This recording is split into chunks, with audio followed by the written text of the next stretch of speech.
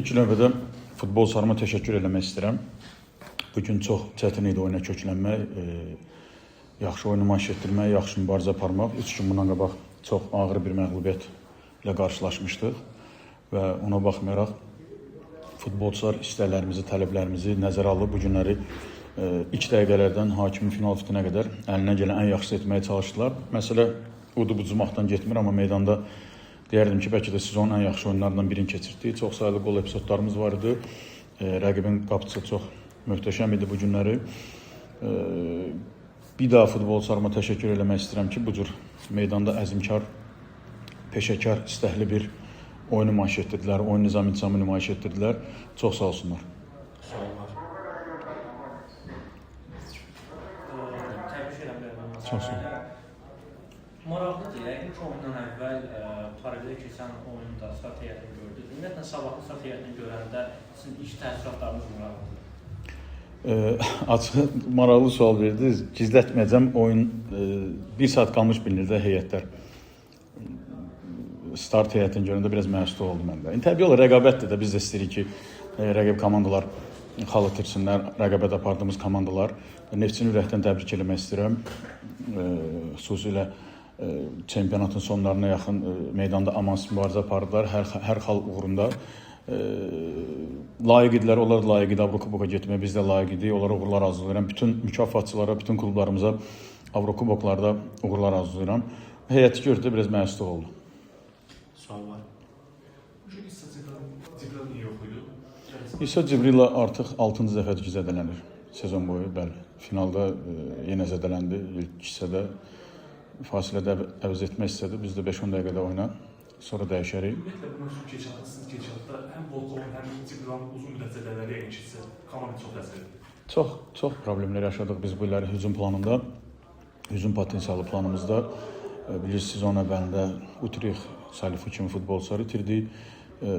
Sonra üstünə sentyabrın 26-27-də dəqiq yadımda deyil, İmişlidə, Qubadakı oyunda, bataqlıqda biz David Volkovla Cibril İsanı itirdik. Halbuki qış fasiləsinə qədər, bir də qış fasiləsindən sonra özlərini bərpa eləyə bildilər.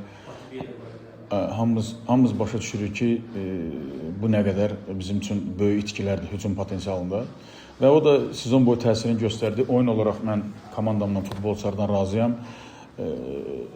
Bir çox oyunlarda rəqiblərdən üstün idi, amma görürsən ki, hətta bugünkü oyunda da son zərbələrdə, son vuruşlarda müəyyən problem yaşayırdıq və bugünkü oyun bizim bariz bütün sezon boyu gedişatın göstəricisi idi.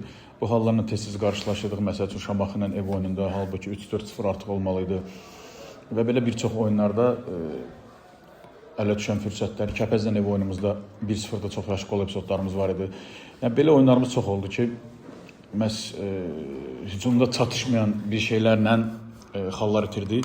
Amma ümumən əzmkar komanda formalaşdırmış Allahın köməkliyi ilə neçə illərdir ki, bu belədir, bu il də elə oldu.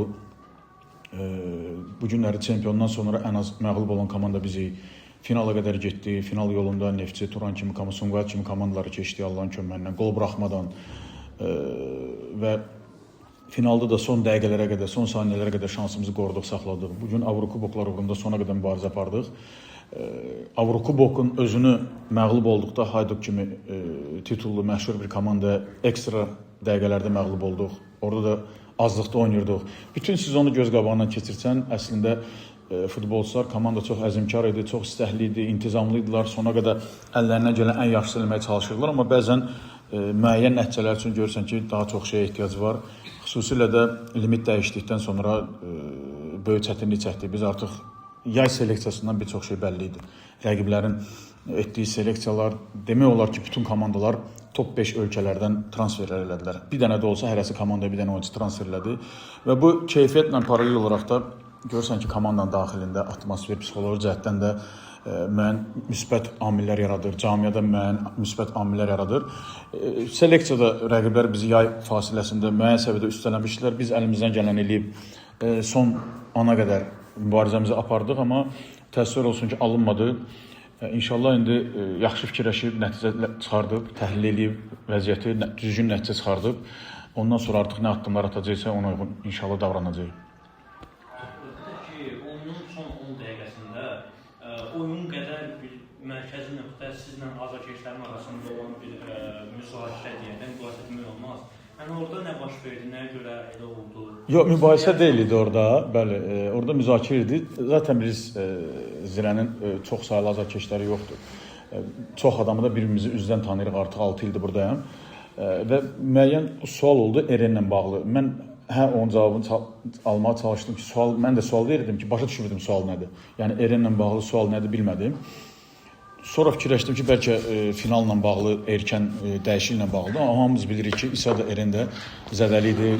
Oyun öncəsi mətbuat konferansında bildirmişdim, oyundan sonra da bildirmişdim. Yoxsa əks halda kim Ereni meydandan çıxartmaq istərdi. Onun elə müzakirəsi gedirdi aramızda. Elə azarkeşdilər, istəklidirlər, nəticə qazanmaq istəyirlər.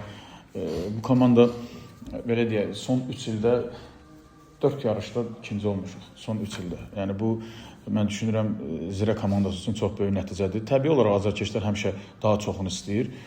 Biz özümüz də hansısa kluba azarkeşlik eləyəndə həmişə elə yanaşırıq, istəyirik ki, onu utsun, bunu utsun. Amma biz yenə deyirəm, ən çox bizə mənfi təsir edən amil bu illəri limitin dəyişməsi idi. Yəni limitin dəyişməsi bizə rəqabətdə ciddi problem yaratdı.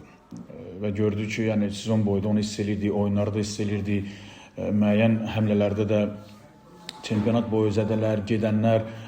Ona baxmayaraq, yenə mən bu günləri biz 6-cı, 7-ci olsaydıq, mən təəccüblənməyəcəkdim. Bu il boyu, ilin başladığından bu günə qədər yaşadığımız problemləri nəzərə alsaq, 6-da olsaydıq, 7-də olsaydıq, mən təəccüblənməyəcəkdim. Amma yenə də klubumuza, camiamıza, azarkeşlərimizə təşəkkür eləmək istəyirəm ki, sona qədər mübarizənin içində olduq.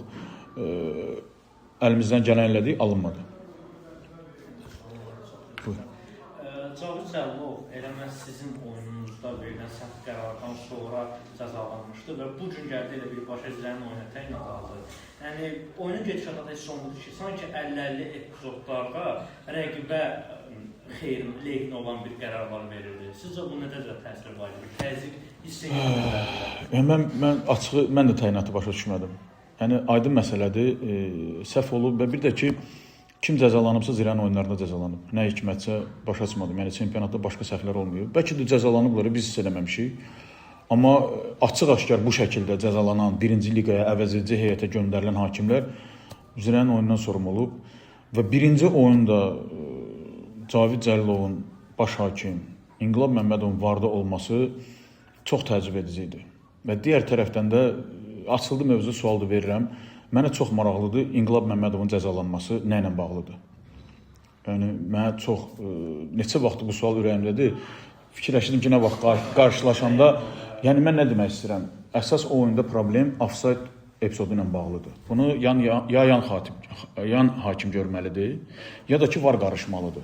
Yəni, onda elə çıxır ki, İnqilab Məmmədov və ya baş hakim bundan sonra offside epizodlarına müdaxilə edə bilər.